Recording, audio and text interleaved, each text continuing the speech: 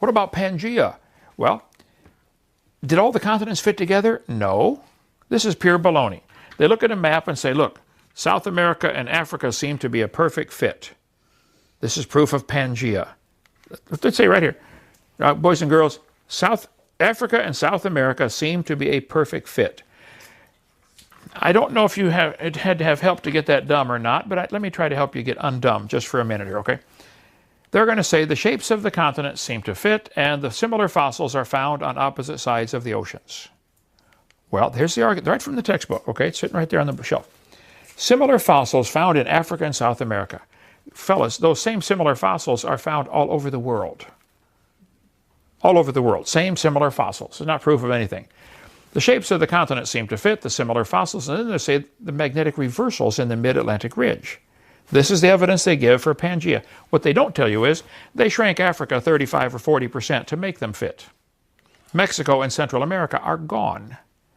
Señor, ¿qué pasa? ¿Dónde está Mexico, Panama, Costa Rica, Guatemala, Honduras, Belize, El Salvador? What happened? By the way, Africa is 11.6 million square miles. South America is 6.9.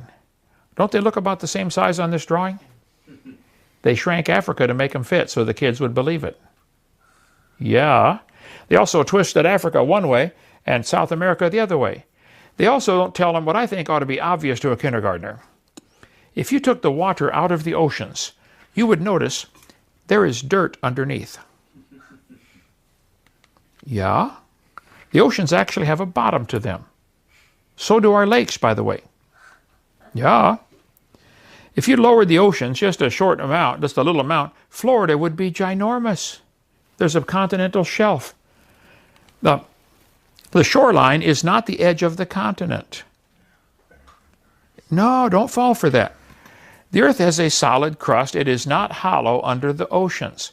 Then they're going to say there are magnetic reversals. This is pure baloney. There are no magnetic reversals. They talk about reversed polarity. They're lying to you. All the textbooks have this about lines of reversed polarity. Magnetic reversals, a change in Earth's magnetic field, resulting in magnetic north being aligned with geographic south. You guys are working on the magnet experiment out here. There are no magnetic reversals in the ocean floor. This is a lie. It's clear the simple model of uniformly magnetized blocks of alternating polarity does not represent reality. That's a long-winded, polite way of saying they're lying. They're going to tell you we have positive, negative, positive, negative. They even draw lines like here, reversed polarity. What happened? They measured the magnetic intensity of the rock and found there areas of stronger and weaker magnetism. Not reversed, just weaker and stronger. Some idiot drew a line through the middle and called everything below a reversal. No, guys, the line goes down here. There are no reversed polarity. Earth's magnetic field has declined 10% in the last 150 years.